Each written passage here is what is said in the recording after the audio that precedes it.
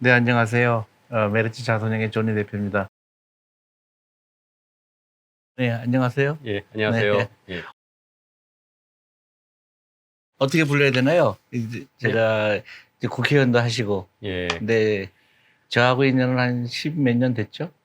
그렇죠. 네, 2006년도에 저희가 처음 뵀으니까요. 벌써 음, 14년. 14년이 됐네요. 네. 잘 이제 시청자분들이 잘 모르실 것 같아서 간단하게 소개하면, 제가 이제 옛날에 이제 펀드 매니저였죠. 예. 그 러저가드 에셋 매니지먼트라는 데에서 우리가 한국에 투자하는 펀드를 기업 지배구조 펀드를 그때 만들었는데 그때 몇 년이죠? 그러니까 거의 2006년. 2006년에 시작을 네. 했죠. 그래서 네. 전희 대표님이 그때 미국에 계시다가 이제 그렇죠. 한국으로 예. 들어오셔서 그때 이제 왔다 갔다 했죠. 예, 예. 본격적으로 그 지배구조 그랬지. 펀드의 예. 운영을 이제 맡으셨어요. 그래서 제가 펀드 매니저였고 여기 최배 의원님께서는 그 당시에 이제 CGCG라고 그래서 센터 포 굿 코퍼릿 거버넌스라고 그래서 예. 거기에서 이제 그 우리 펀드를 어드바이스하는 역할을 하셨죠. 예. 기업 지배 구조에 관해서.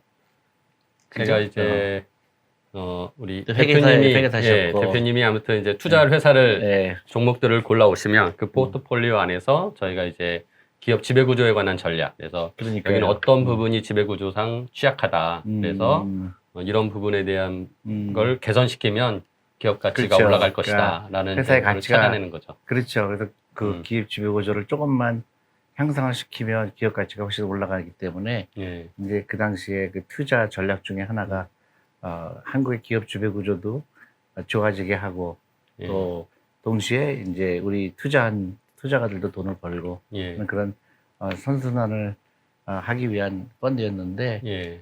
그러고 나서 이제 저도 이제 회사를 나왔고 예.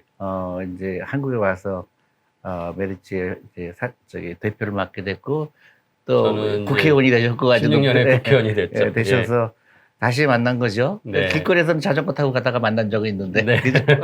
그래서 예. 굉장히 감회가 새롭고요. 예. 14년 됐네요 벌써. 네. 세월이 빠른데 근데 최근에 그 책을 내셨다는 소식을 듣고 그래서 이런 자리를 마련하면 좋겠다. 그래서 제가 책에 대한 예. 소개도 해드리고 네. 또 어떤 책인지 제가 완전히 그 제대로 읽지 못했어요 사실은요. 근데 대강 읽어보니까 좋은 내용인 것 같고 그래서 좀 더 구체적인 거는 직접 설명을 해주시고 네. 저는 이제 질문만 하는 걸로 예. 진행했으면 좋겠네요. 주로 앞부분의 내용이 이제 기업 지배구조 관련된 내용이니까 그렇죠. 뭐 우리 대표님은 워낙 또 그 부분에 또 전문가시고 네, 또 지금 저랑 같이 이제 그 기업 지배구조에 관련된 포럼에도 같이 그렇죠. 예. 또 참여를 하고 계셔서 예. 뭐 할 얘기가 좀 많이 있을 것 같습니다. 그래요. 네. 그러면 시작을 해볼까요? 예. 네. 첫 번째, 그, 경제 민주화, 그 다음에 기업 지배구조 개선에 대한, 이야기를 나눠볼까요? 네. 그래서, 책이 경제 민주화에 대해서 얘기했는데, 경제 민주화로 시작해서 마지막 장에, 새로운 경제 민주화를 제시했다. 이게 왜 새롭다고 보세요? 경제민주화라는 그 용어는 굉장히 오래됐습니다. 그렇죠. 예. 그 참여연대회라는 시민단체에서 처음 경제민주화위원회를 이제 만들었는데 그때가 1998년이었고요. 그때 당시에 그 경제민주화위원회 위원장을 맡으셨던 분이 전에 청와대 정책실장을 하셨던 장하성 교수님, 지금은 중국 대사를 맡고 계시고요. 그래서 이제 그런 경제민주화에 대한 이제 단어를 그때부터 시민단체에서 사용하고 시민들에게 알리는 그리고 그 안에서 중요한 내용이 이제 재벌 개혁하자. 그 또 안에 조금 더 들어가면 이제 기업의 지배 구조를 개선시키자라는 내용이었습니다. 근데 이제 경제민주화가 무엇이냐라고 여쭤보면은 일단은 헌법 얘기를 먼저 해드릴 수 있는데요. 그 전에 이제 왜 새롭냐라고 여쭤보셨으니까 이 경제민주화를 그렇게 98년부터 외쳤는데 그때부터 벌써 이제 뭐 20 몇 년이 지나면서 상황이 많이 바뀐 것 같습니다. 특히나 그 우리가 자유무역주의를 굉장히 이제 전 세계적으로 해서 글로벌화가 많이 됐었는데 뭐 미중 무역 갈등이나 또는 일본의 수출 규제도 저도 그런 부분이라고 생각하는데 이제 좀 자유무역에서 보호무역주의로 전환되는 시기인 것 같다라는 거고 또 이제 4차 산업혁명이라고 해서 우리가 빠른 기술의 변화 그리고 그 기술이 산업의 변화를 일으키고 일자리의 변화를 일으키고 있습니다. 그래서 이런 또 세상에 또 뭔가 패러다임이 바뀌는 시기다. 그다음에 마지막으로는 이제 지금 코로나 사태. 이 코로나 사태 아무도 예상할 수 없는 진짜 재난이 우리들에게 찾아왔고 이러면서 굉장히 우리가 이제 그 행동의 반경들이 많이 달라지고 생활의 양식이 변화되고 있습니다. 이제 이런 것들이 저는 글로벌화된 어떤 사회에서 좀 이제 국내로 들어오게 되는 것에 또 변화를 이끌어내고 있다라는 생각을 하거든요. 그래서 이런 부분들의 어떤 경제 환경의 변화 때문에 98년도에 얘기했던 경제 민주화는 조금 다른 새로운 경제 민주화라는 개념이 필요하다라는 생각이 들어서 책의 시작을 경제 민주화로 시작해서 마지막에는 새로운 경제 민주화라는 것으로 제가 맺었습니다. 그렇죠. 근데 경제 민주화라는 단어는 사실 상당히 많이 그 사람들이 얘기했는데 네. 실질적으로 경제 민주화가 정말 뭔지 예. 그런 개념이 아직도 완전히 쉽게 이해하기는 쉽지 않은 것 같아요. 네. 그래서 공정 경제, 경제 민주화. 근데 그 차이점이 뭐라고 생각하세요? 뭐 차이점이라고는 저는 그 공정 경제라는 단어 자체는 이번 정부 들어서부터 쓰기 시작했는데 솔직히 경제 민주화라는 단어가 너무 식상하다 보니까 좀 용어를 바꿨다고 생각이 들고요. 내용은 뭐 다르지 비슷하다. 않다라고 생각합니다. 근데 이제 경제 민주화 아까 전에 말씀드렸던 게 이제 헌법 정신이라는 것을 말씀드릴게요. 그러니까 우리 헌법 119조 2항에 경제 민주화 조항이라는 게 있습니다. 여기에 보면은 이제 제가 읽어드리면 국가는 균형 있는 국민 경제 성장과 적정한 소득 분배, 시장 지배와 경제력 남용 방지, 경제 주체 간 조화를 통한 경제 민주화를 위해 경제에 관한 규제와 조정을 할 수 있다. 이런 내용인데요. 이게 19조 1항은 이제 자유시장 경제에 대한 원칙을 얘기하고 있고 이제 2항에서는 뭔가 시장 실패가 일어나면 정부가 나서서 규제하거나 조정할 수 있다라는 걸 설명하고 있습니다. 여기서 말하자면 뭐 균형 성장, 적정 분배, 그다음에 공정한 경쟁 뭐 이런 걸 얘기하는데 반대말로 얘기하면 불균형 성장 또는 적정한 분배가 이루어지지 않는 양극화 문제, 그다음에 공정한 경쟁이 이루어지지 않는 불공정 거래나 뭐 일감 몰아주기 같은 것들. 이런 것들이 일어나는 경우에는 정부가 나서서 좀 해결해라라는 게 경제 민주화 조항이고요. 저는 이 조항이 결국은 우리의 사회를 보다 공정하게 만들자라는 노력이다라는 생각이 듭니다. 그래서 이 조항에 이제 빗대어서 우리가 공정한 시장을 만들어낼 수 있는 노력이 경제 민주화다라고 생각을 하고 그 안에서 이제 경제 주체 간의 이런 양극화 문제나 불공정한 시장 문제를 해결하기 위한 노력들을 같이 해나가야 된다라고 생각하고 뭐 그 중에 하나가 이제 기업들이 할 일이다. 그래서 기업들은 지속 가능한 경제를 만들기 위해서 그 안에서 이런 경제 민주화 정신을 받아들여서 지배 구조가 개선되어야 된다라는 생각을 합니다. 그렇죠. 근데 기업 지배 구조라는 거는 저도 이제 주식에 투자하는 입장에서 가장 중요한 게 우리 이 기업에 투자해야 될 건가 말 건가 결정할 때 가장 중요한 게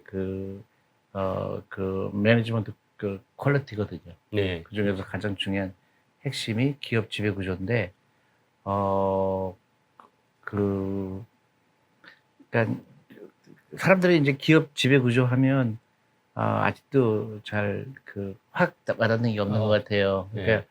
이게 자꾸 또 사람들이 또 그걸 이념적으로도 가져가려고 그러고, 맞습니다. 그리고 그 어떤 한쪽을 대변하는 걸로 잘못 착각을 하고 그러는데, 어떻게 보세요? 기업 지배 구조가 뭐라고 생각하세요? 제가 이제 저도 기업 지배 구조에 대한 연구를 꽤 오래 했던 사람으로서 이게 교과서에도 어디 보면은 이렇게 명확하게 기업 지배 구조는 뭐다라는 용어는 설명이 안 돼 있어요. 그래서 아직 학문적인 그런 규정은 없는데 먼저 이제 좀 따로따로 단어를 놓고 보면 일단 기업 지배 구조 앞서서 지배 구조라는 단어가 있었습니다. 이게 뭐냐?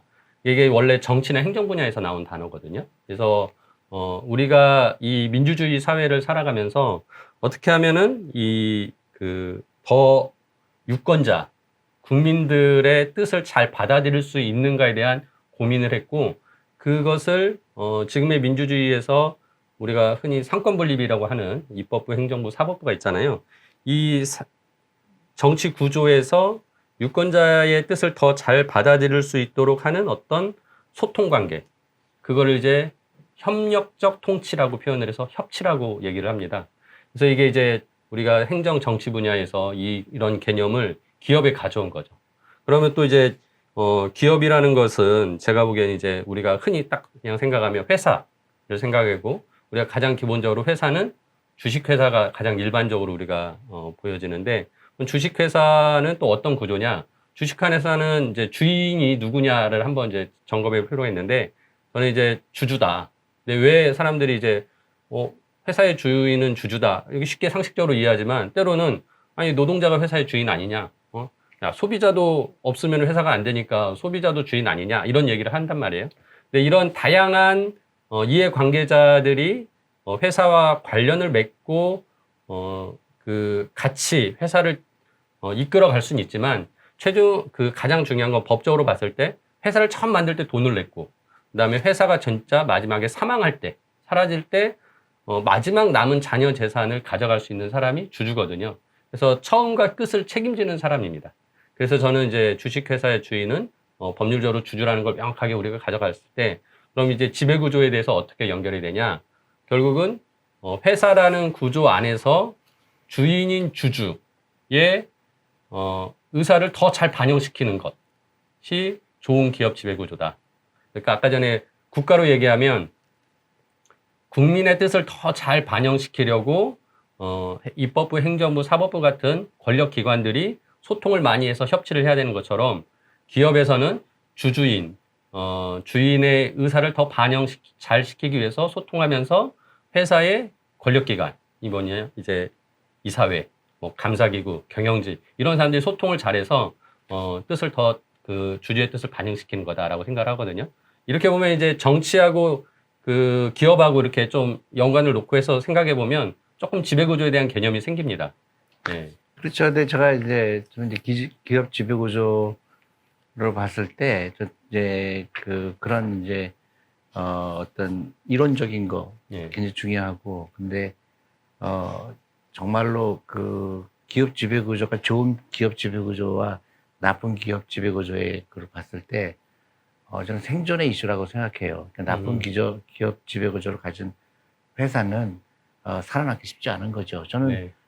좀 더 길게 봤을 때 미국의 그런 경제 위기, 그러니까 2008년에 왔던 것도 결국은 기업 지배구조에 심각한 문제가 있었다. 미국에 특히 금융기관들 모럴 해저드가 있었고 그 CEO들 그런 경영진의 그런 그리디한 거요. 위험은 자기네가 지지 않고 회사가 지게 하고 이익은 맥시마이즈해서 가져가는 게 그것도 하나의 운영할 때 기업 지배구조에 심각한 문제가 있었기 때문에 그 기업도 망하게 되고 또 국가적 위기도 왔다고 생각하거든요. 네. 그래서 기업 지배구조는 어떤 이론적인 그런 것도 중요하지만 결국은 생존에 이 회사나 개인이나 국가나 생존에 지대한 영향을 끼친다. 그래서 이거는 어떤 이념의 문제가 아니라고 생각하는데 자꾸 사람들은 진영의 논리로 가져가는 것 같아요. 네. 이걸 기업 지배 구조를 강조하면 왜 회사를 괴롭히려고 그러냐 이렇게 생각을 하게 되고 근데 그건 아니고 기업 지배가 좋다는 얘기는 사실은 모든 사람이 다 잘 살 수 있게 한다는 그런 의미가 있다고 그래서 저도 기업을 투자하고 그럴 때 기업 지배가 좋은 데는 일단은 그런 자금 조달 코스트 낮아지고 또 뭐랄까요 회사 운영에 가장 가장 적합화된 결정을 하게 되고 그래서 이게 너무나 지금 한국에서 그런 기업 지배 구조에 대해서 너무 잘 이해하지 못하고 있구나 이게 좀 안타깝게 생각해요.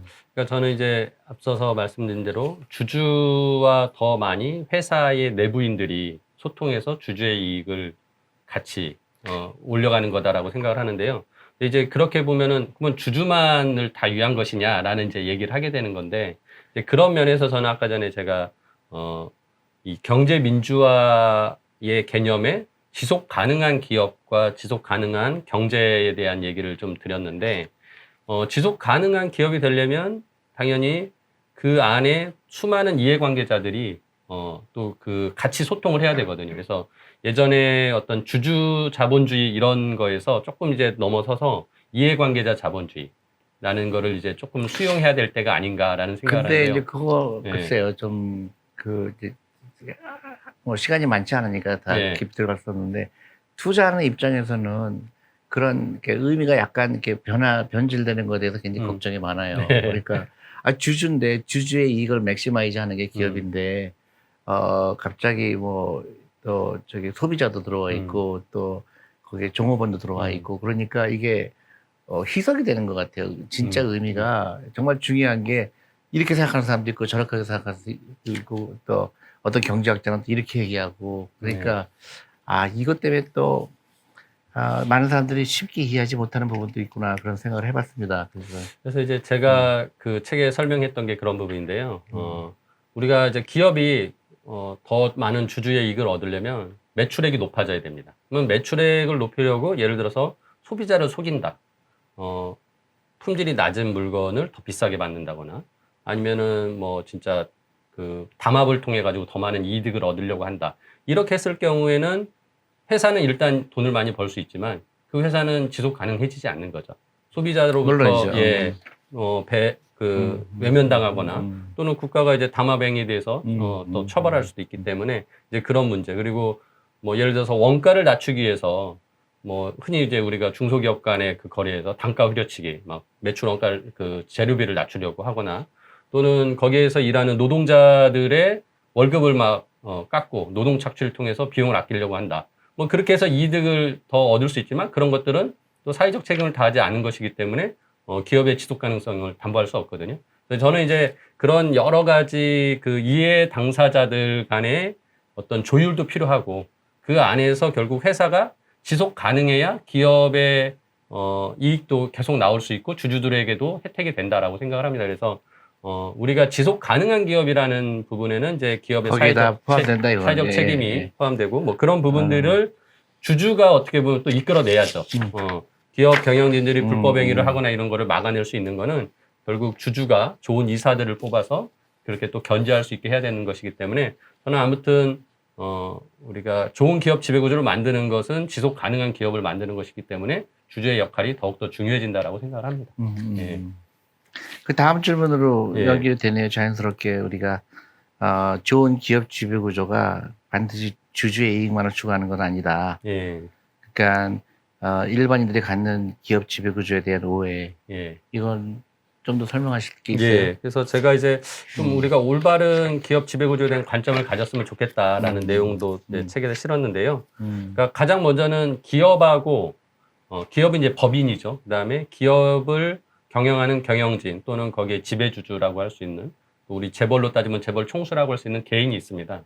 근데 이 둘을 이렇게 구분하지 못하는 경우가 아직도 많아요. 그래서 지금 이제 이재용 부회장이 삼성전자의 어떤 불법 행위를 해서 지금 재판을 받고 있는데 예를 들어서 이재용 부회장이 불법 행위를 했으니까 감옥에 가야 된다 또는 경영에서 손을 떼야 된다고 하면 막 또 사람들이 이제 보수적인 관점을 가지고 있는 사람들은 그거는 기업을 괴롭히는 일이다라고 하는 거죠. 근데 불법 행위를 한 경영진이 오히려 경영에서 손을 떼야 기업이 더 좋아질 수도 있는 거거든요. 거꾸로 또 이제 어떤 경우가 있냐면은 기업에게 어떤 그 경영의 더 자율성을 보장해 주거나 또는 규제를 완화시켜서 기업의 활동을 더 원활하게 해주려고 한다고 하면 또 이제 진보 진영에 있는 분들은 그거는 재벌에 대한 특혜다. 그리고 그 재벌에 대한 특혜는 재벌 총수에 대한 특혜다라고 하면서 또 그걸 반대합니다. 그러니까 아직도 우리가 상식적으로 기업과 기업가를 구분하지 않는 그런 이제 오해를 하고 있다라고 생각을 해서 이제 그런 것들을 우리가 좀 바꿔야 된다라고 생각하고요. 두 번째는 이제 경영권에 대한 문제인데 지금 우리나라 재벌들이 이제 경영을 계속 세습해 주잖아요. 자녀들에게. 그러면서 이제 하는 얘기가 경영권은 보호 대상이고 경영권은 세습해 주는 거다. 이렇게 생각하고 있는데 그거는 진짜 잘못된 상식이죠. 경영권은 보호 대상이 아니라 항상 도전받아야 되는 경쟁의 대상인 거죠.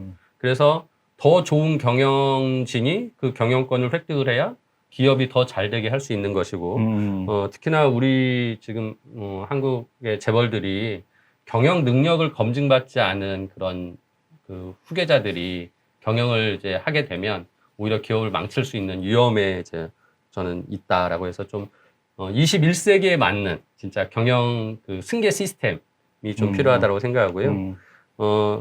그다음에 이제 우리 그 소수 주주들이 이렇게 적극적으로 주주의 목소리를 내면 그 경영 간섭한다고 오히려 뭐라고 해요. 그러니까 오히려 주인이 당연히 주인으로서의 목소리를 내는 것을 경영 간섭이라고 할 게 아니라 오히려 그거는 경영 참여고 그렇게 해서 올바른 경영을 하게 한다라고 하면 그런 기업 가치에 도움이 될 거라는 생각을 합니다. 그다음에 마지막으로 이제 그 외국인 주주에 대한 관점인데요. 뭐 우리 대표님도 외국인 그 운용사에서 계셨으니까 아시겠지만은 이 외국인 주주가 우리나라에 지금 한 40% 정도 된다고 하잖아요. 투자 규모로 보면. 그렇다고 이 40%의 외국인 주주가 한 사람이 아닌 거잖아요. 굉장히 많은 나라에 굉장히 많은 그 자산 운용사들이 운용하는 펀드들에 의해서 운영되기 때문에 그 성격도 균일하지 않고 굉장히 다양한데 마치 이제 우리가 그 보수 진영에서는 외국인 주주들이 똘똘 뭉쳐서 하나처럼 움직이면서 경영권을 장악하려고 한다. 뭐 이런 이제 또 오해를 만들어내거든요. 그래서 저는 우리 지배구조를 생각할 때는 좀 이런 오해들을 좀 해소하고 올바른 그렇죠. 관점을 가져야 된다고 근데 생각해요. 외국인 이제 주주들은 이제 대부분 이제 외국의 기관 투자가들은 이 기업 지배 구조에 사실은 관심이 없어요, 한국에. 왜 관심이 없느냐? 너무 작은 부분이에요, 한국이. 그러니까 자기 전체 자산이 100이라면 한국은 한 1 정도밖에 안 되죠. 그리고 이제 안타깝게 생각하는 거는 그런 건 있어요. 외국 투자가들은 한국은 기업 지배 구조가 조금만 더 향상이 되면 기업 가치가 굉장히 커질 텐데 왜 그거를 못 할까? 네, 그런 얘기들을 많이 하죠. 그러니까 특히 이제 재벌뿐만 아니에요. 그러니까 그러니까 작은 기업들, 예, 중견기업이나 중소기업들도 중견기업들도 예, 그 기업 지배 구조가 심각한 문제가 많아요. 예, 그리고 오히려 더 많다고 볼 수도 있어요. 더 감시를 안 받기 때문에. 네, 재벌들은 그동안 그래도 나름대로 노력을 해온 거는 인정을 하거든요. 네. 네. 그래서 어떤 뭐 재벌마다 좀 차이는 있지만 그래도 꾸준히 향상되어 왔는데 어떻게 보면 사각지대가 있어요. 예, 이렇게 감시를 좀 덜 받는다 그럴까? 그렇죠. 그런 데는 외국인 주주들이 굉장히 안타깝게 생각하죠. 이 기업의 가치가 훨씬 더 좋은 가치가 될 텐데 경영진의 무능이나 아니면 사익 편취행위나 무슨 돈 빼로 돌리고. 그렇죠. 그런 예, 잘못된 기업 지배 구조를 통해서 사실은 대주주도 더 훨씬 이익을 더 크게 볼 수 있거든요. 예. 주가가 올라가면 자기네도 그렇죠. 커지는 네. 건데. 네, 예. 그런 거에 대해서 안타깝게 생각하는데 예. 그러니까 쉽지 않은 문제인 것 같아요. 근데 어쨌든 이런 문제에 대해서 이렇게 이렇게 토론을 해볼 수 있는 예. 계속 사람들이 여기에 관심을 가지고 우리나라가 계속 앞으로 캐피탈 마켓이 정말로 외국인들을 많이 들어오게 하고 또 특히 저는 이 기업 지배 구조가 중요하다고 생각하는 게 많은 이제 젊은 사람들이 주시장에 들어왔잖아요. 예. 저는 그건 굉장히 좋은 생각이라고 생각하거든요. 예. 사람들이 주식에 투자하는 걸 당연시 여기고 그동안은 한국에 주식에 투자하는 거를 회피해왔고 주식을 도박이라고 생각했던 사람들이 점점 이제 생각을 바꾸고 우리 기업에 투자해야겠구나. 예. 한국 기업에 투자해서 한국 기업들이 돈도 많이 벌고 해외에도 진출하고 또 새로운 기업이 나오고 젊은 사람들 창업해서 IPO하고 그런 이제 생태계를 만들려고 그러면 가장 중요한 게 기업 지배 구조거든요. 예. 그래서 이건 정부의 할 일이라고 생각해요. 예. 예. 그러니까 사람들을 에듀케이션 시키고 이제 알려주고 예. 기업 지배 구조가 왜 중요한지.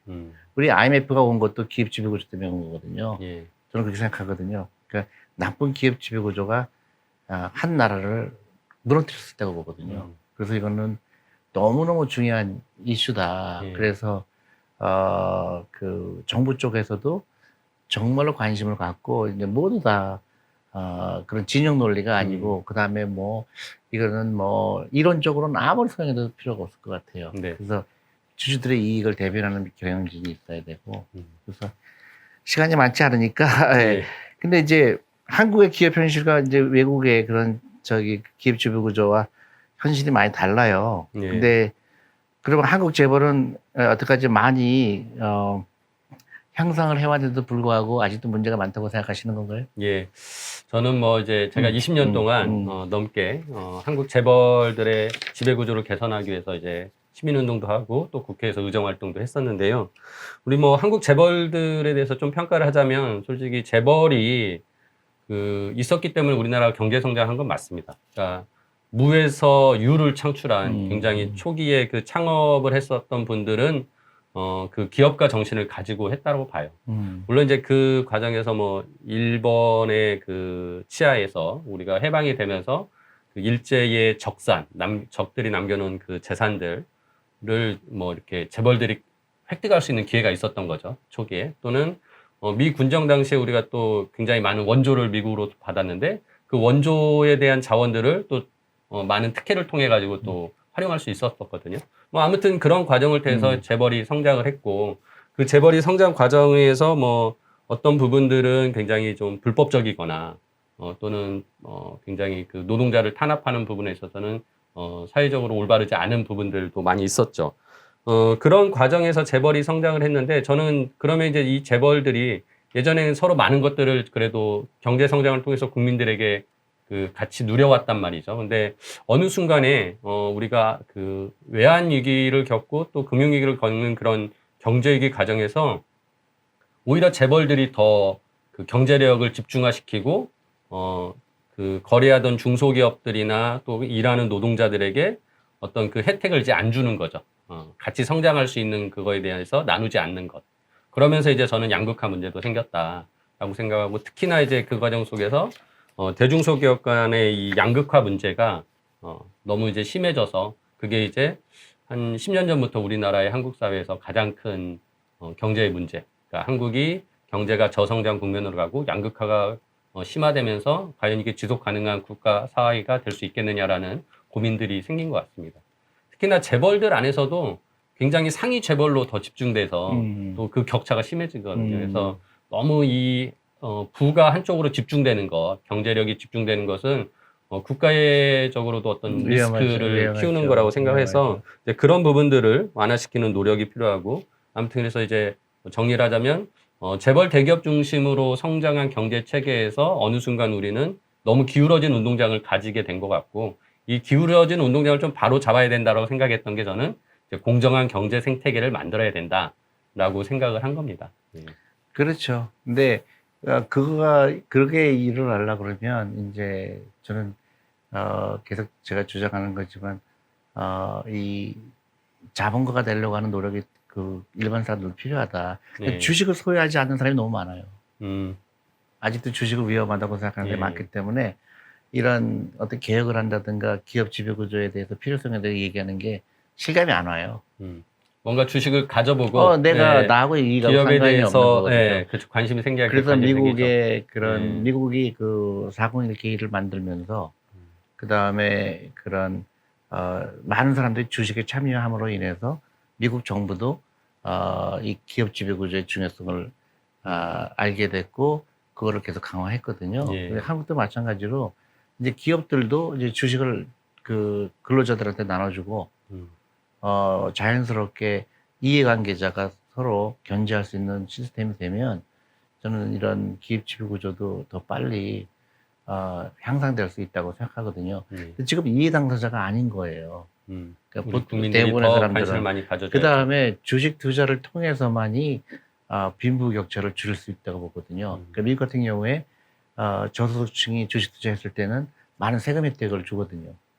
그래서 그 저소득층의 주식 투자를 유도하고 또 그 기업 지배 구조를 강화해서 그 사람들이 주식 투자에 들어온 거를 실망하지 않게 하고 네. 그런 이제 노력이 필요한데 이제 한국은 다 중요성을 하면서도 그런 노력이 아직 없는 것 같아요. 대부분 퇴직연금도 주식 비중이 2%밖에 안 네, 되고 지금 안전적인 채권에만 투자하고요. 또 은행 예금에 들어가 있고 그러니까 일본도 기업 지배 구조가 아주 열악하잖아요. 예. 근데 이제 일본도 이제 지금 깨닫기 시작했고 그 이제 기업 지배 구조가 중요하다고 느꼈고 한국도 이 중요성을 알게 하려면 캐피탈 마켓에 사람들이 많이 들어와야 돼요. 네. 그래서 이제 어떻게 보면은 주식이 더 많이 분산되고 더 많은 국민들이 관심을 가져야 지금 재벌 총수들이 가지고 있는 지분율이 직접적으로 가지고 있는 게 이제 그 우리가 재벌이라고 하는 대규모 기업 집단의 그 평균을 보면 10%가 안 돼요. 9점 몇 퍼센트 되거든요. 근데 이 재벌 총수 일가가 약 10%도 안 되는 주식을 가지면서 거의 100% 의사결정을 다 하는 진짜 절대적인 주주로서 역할을 하고 전행을 한단 말이죠. 이제 그거를 바꾸려면 진짜 말씀하신 것처럼 더 많은 국민들이 이 부분에 대해서 그렇죠. 관심을 갖고 그렇죠. 주주로서 목소리를 내서 그거를 개선시키는 노력을 같이 그래서 해줘야죠. 저는 장기적으로 보면 한국의 기업지배 구조는 좋아질 거라고 봐요. 예. 어쩔 수 없이 시대적 그런 흐름이고, 예. 그리고 그 전 세계 어느 나라도 그 자본주의가 발전하는 과정에 있어서 처음에 굉장히 열악한 기업 지배 구조가 있다가 이제 그 사람들이 더 주식에 투자함으로 인해서 그런 압력이 생기는 거죠, 자연스럽게. 예. 그것도 한국에서 저는 그게 일어날 거라고 봐요. 그래서 뭐 최근에 이제 정부가 몇 년 전부터 스튜어디십 코드라고 해서 기관 투자자들이 이제 적극적인 주주권을 행사하도록 만든 것도 굉장히 저는 좋은 정책이었다고 그렇죠. 생각을 하고 물론 이제 개인 투자자들이 직접적으로 하는 건 아니지만 그 기관 투자자는 어차피 또 개인 투자자들의 돈을 모아서 중간에 이제 그 투자해주는 그렇죠. 중간다리 역할을 해주는 사람들이기 때문에 저는 뭐 소액주주들이 그러니까 그렇죠. 재벌 총수 같은 그런 내부 주주가 아닌 외부 주주들이 좀 더 적극적인 목소리를 내므로써 기업 지배 구조가 그리고 개선될 수 있다는 이제 또 하나는 사람들이 이제 자꾸 에듀케이션이 되면은 어느 게 옳고 어느 게 그런 거에 대한 판단이 훨씬 활발하게 될 거고, 근데 재벌도 이제 서바이브 하려면 예. 그 나쁜 기업 지배 구조 가지고는 서바이브 못 해요, 이제는. 맞습니다. 네. 어쩔 수 없이. 가장 대표적으로 이제 기업 그 재벌들이 나쁜 행태가 저는 일감 몰아주기라고 생각하거든요. 그러니까 일감 몰아주기라는 게 이제 왜 생겼냐고 보냐면은 결국 이제 지금 재벌 총수가 자녀에게 경영권을 이제 세습을 해주려고 하는데 그러면은 주식을 또 물려줘야 되고 주식을 물려받을 때 상속세를 내야 되는데 그럴 만한 또 자금 여력은 없으니까 개인 회사 하나 그렇죠. 차려가지고 예, 예. 그 회사에 이제 일감을 몰아줘서 돈을 벌게 하고 그 돈으로 이제 아무튼 상속세를 충당하게 하는 건데 결국 그 돈이 어디서 오냐? 결국은 기존의 상장회사에 거래를 함으로써 이익을 남겨주는 거거든요. 그러니까 상장사는 상장사대로 손해를 보게 하고 그 사람들은 그렇죠. 또 예. 뭐 쉽게 돈을 벌어서 그걸 상속세를 마련하고 근데 그 과정에서 또 어떤 일이 발생하냐면 기업의 그 원래 거래했던 중소기업들이 있어요.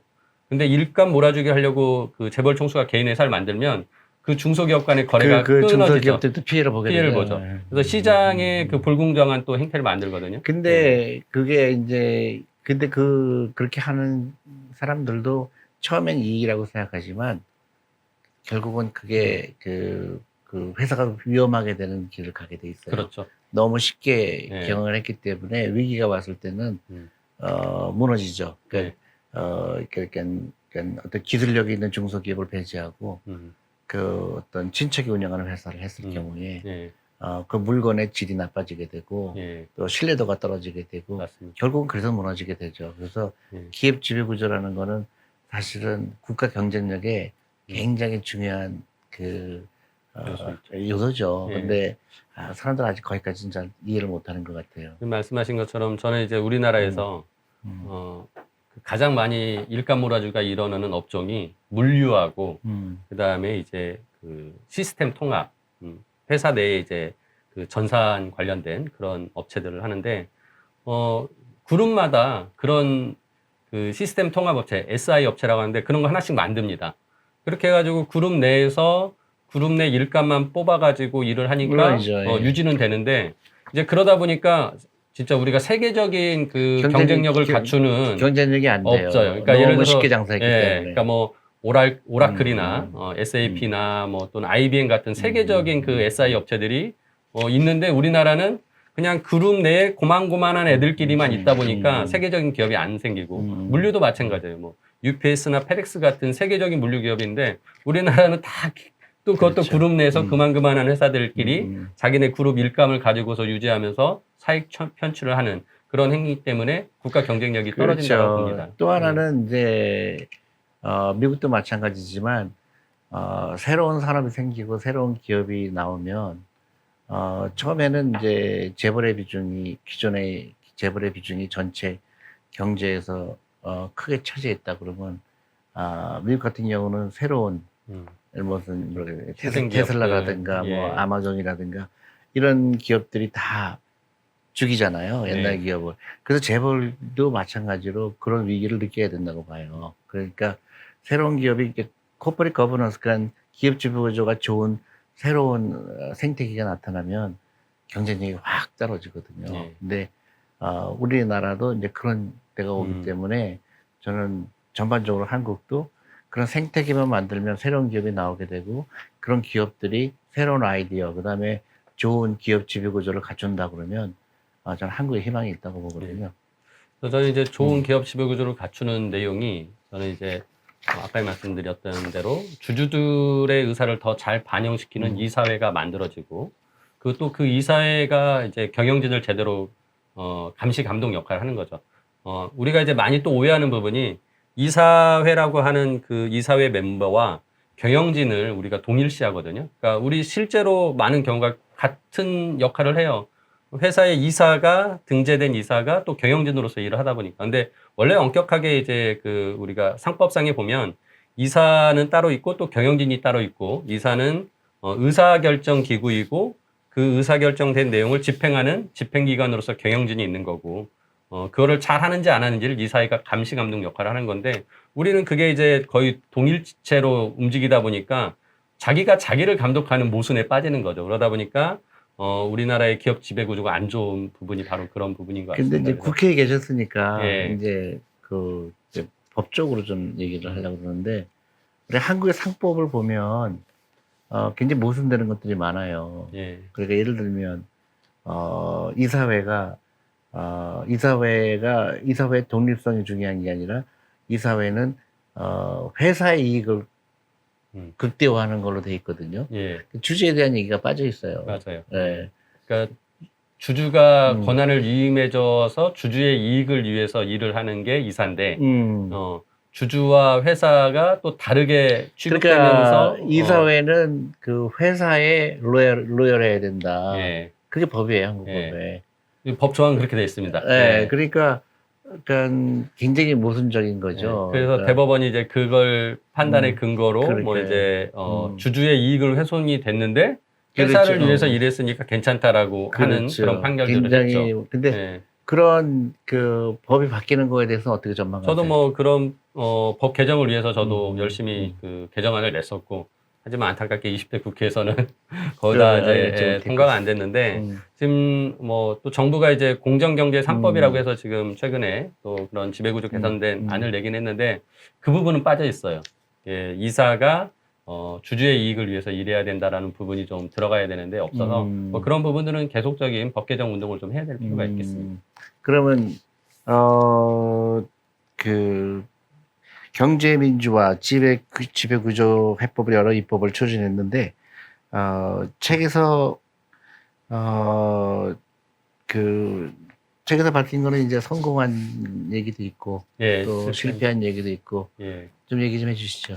제가 이제 4년 동안에 진짜 고군분투를 좀 했습니다. 그래서 우리 경제에 관련된 여러 가지 좋은 법들을 또 개정하는 노력을 해서 제가 이제 외부감사법, 그래서 주식회사의 또 외부 감사인으로서 일하는 그 회계법인들, 회계사들이 더 독립적으로 감사를 해서 회사의 잘못된 점을 바로잡게 하는 뭐 이제 그런 법은 제가 또 통과를 시켰는데, 지금까지 우리가 많이 얘기했던 이 기업 지배구조를 개선시키는 상법은 막상 이제 통과를 못 시켰습니다. 그래서 그런 왜 안 됐는지 이런 내용들은 제가 책에서 자세히 좀 다루고 있으니까 그래요. 우리 그 시청자분들 책을 사서 보시면 되겠습니다. 오케이.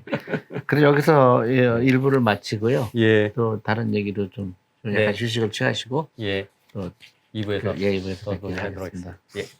자, 잠시 후에 뵙겠습니다. 여기는 인포스탁 데일리 스튜디오입니다.